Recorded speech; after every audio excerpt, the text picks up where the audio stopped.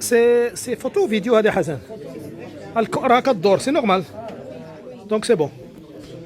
هل تورن اونكور سي با غاف باقي كدور.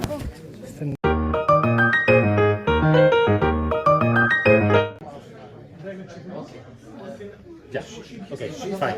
La question, qu'est-ce que vous pensez des femmes à l'art شغل بالإسبانيول؟ شنو رأيك في النساء المحتجزات في تيبروف وخيمة تيبروف حاليا؟ وهل بنظرك كيف يتعاملون معه؟ وكيف يمكنك تعطينا صراحة تجربتك؟ بالإسبانيول. Mi nombre es Khadija Mahmoud, llegué al Parlamento Europeo a través de una invitación sobre violencia de mujeres. Estoy muy contenta y muy satisfecha de haber compartido mi experiencia y ser voz de otras, que es lo más importante, concienciar a la gente de que realmente existe una violación brutal hacia las mujeres en los parlamentos. Parfait, c'est bon. Hello, can you hear me? Yes, that's perfect. We can hear each other. So, I have a few questions that I would like you to answer for the audience here at the Press Club in Brussels. First questions would be this one.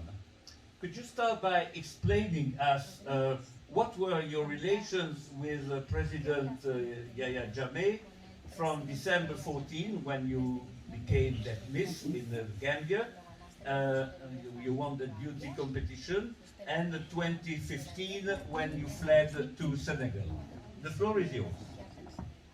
Sure, thank you for having me. I wouldn't say any sort of relationship really. I was an 18-year-old who had just finished high school and trying to go to college.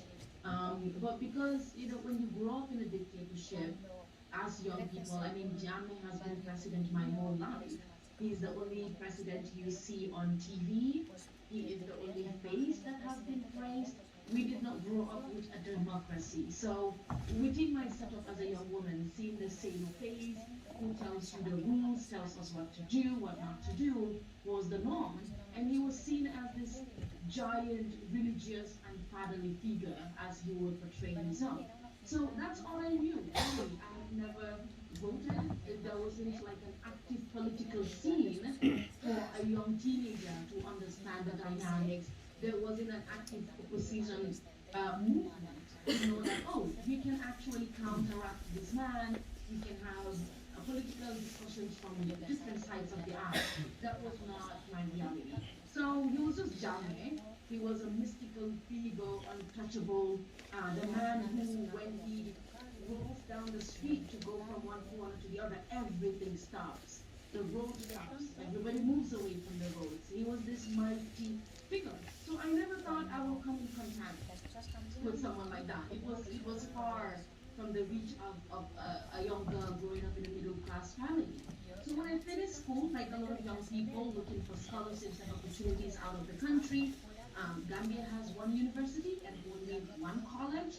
And what I wanted to study, which was in art and performance, was not offered in our university. So I participated in a scholarship pageant. Actually, it was more of a scholarship pageant than a beauty pageant. I still wonder why it's called a beauty pageant. But the idea was, if you won, you would receive a full scholarship to any university in the world that you won. All of it will be paid for, and you can come back to serve your country. It sounded great, and I participated.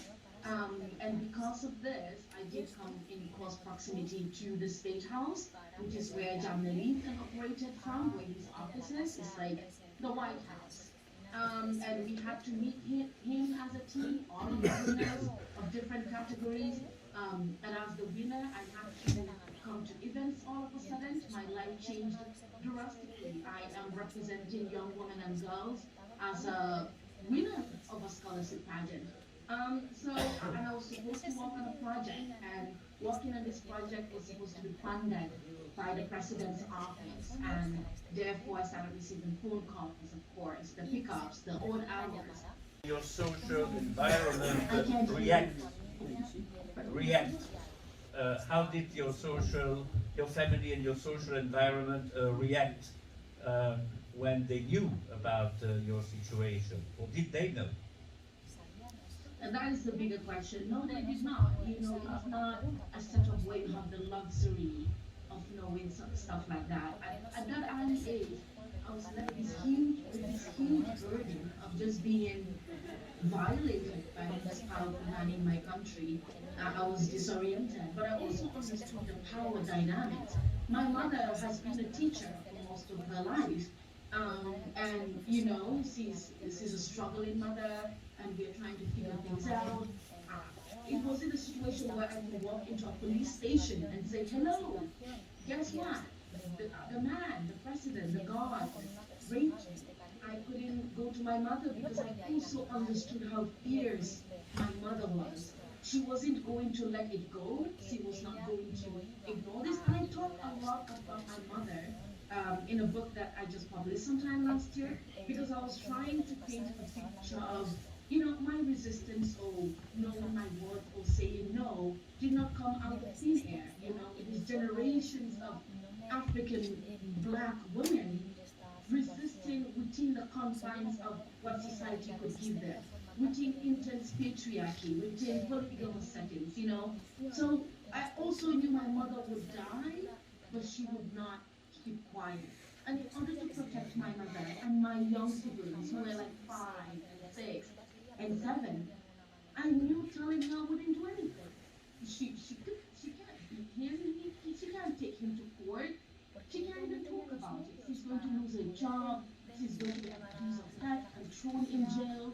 And so speaking out, or even telling my own mother what had happened to me, would have put all of our rights at risk. We all would not be here today if I had told my mother. I remember the night it happened. I came back to the house. I rushed to my room and I locked myself in for like 3 days. And my excuse, I have menstrual cramps. I am on my period.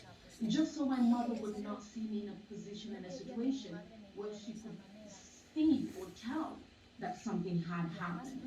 And in order to protect them or my family, I did not have a huge friendship circle. I've always been like that nerdy loner. So there were not many people that could tell it to. And again, it is a dictatorship where you can't even say the president is ugly, you know, and get away with it. Talk less of saying the president has raped me. So I did not tell anyone until years later. Yeah, and so 1984, Yahya Jammeh, the chairman of the Armed Forces Provisional Ruling Council, deposed the Jawara government and banned opposition political activity. We know that sort of takeover.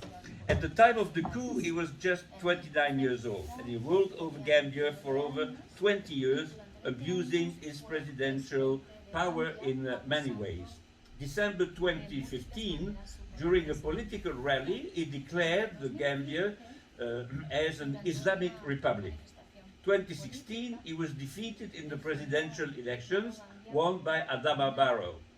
He first announced he would step down, but then called for new elections, creating hereby a constitutional crisis. But finally, he had to recognize his defeat, and he then fled to another good democracy in the region, Equatorial Guinea. Jammeh is accused of having stolen millions of dollars from the country's coffers to fund a life of luxury, which he denies, of course.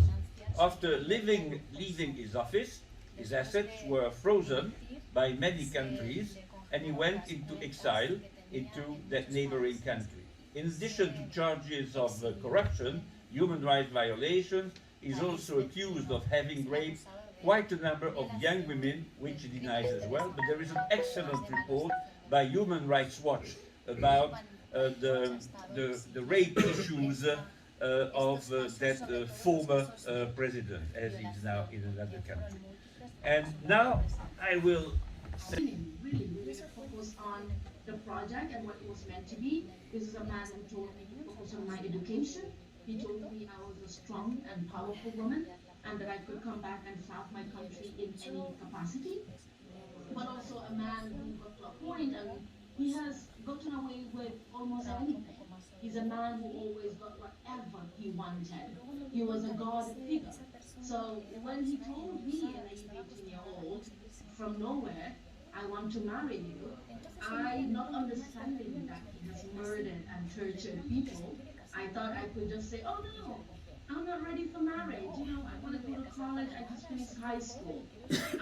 And that made a dictator very angry, just like many powerful men who cannot accept no for an answer. So this is how I came to know Tammy. Okay.